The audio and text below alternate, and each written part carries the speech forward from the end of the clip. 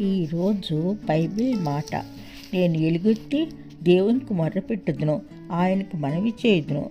నాకు చెవియొగ్గు వరకు నేను ఎలుగెత్తి దేవుని మనవి చేయుదును. నా ఆపత్కాలమందు నేను ప్రభువును వెతికితిని.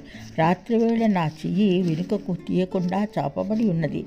నా ప్రాణము ఓదార్పునంద నల్లక ఉన్నది. దేవుని జ్ఞాపకం చేసుకున్నప్పుడు నేను నిట్టూర్పు విడుచుచున్నాను. నేను ధ్యానించినప్పుడు నా ఆత్మ కృంగిపోవచ్చున్నది. నీవు నా కన్నులు మూతపడనియ్యవు. నేను కలవరపడుచు మాట్లాడలేక ఉన్నాను.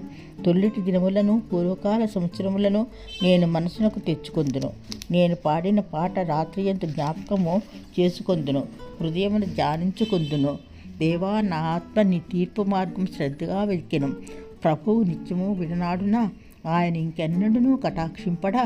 ఆయన కృప ఎన్నటికీ లేకుండా మానిపోయినా, ఆయన సెలవిచ్చిన మాట తరతరములకు తప్పిపోయినా, దేవుడు కటాక్షింపక మానినా, ఆయన కూపించి వాత్సల్యత చూపకుండా నేనిలాగున అనుకున్నాను. మహోన్నతుని దక్షిణహస్తము మార్పు నొందెననుకుంటకు నాకు కలిగిన శ్రమే కారణము. యెహోవా చేసిన కార్యములను, పూర్వం జరిగిన నీ ఆశ్చర్య కార్యములు నేను మనసునకు తెచ్చుకొందును.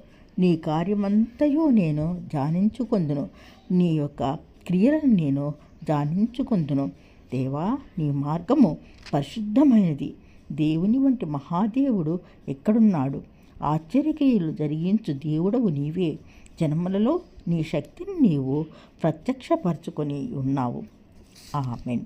కీర్తనలు 77 కొన్ని వచనములు.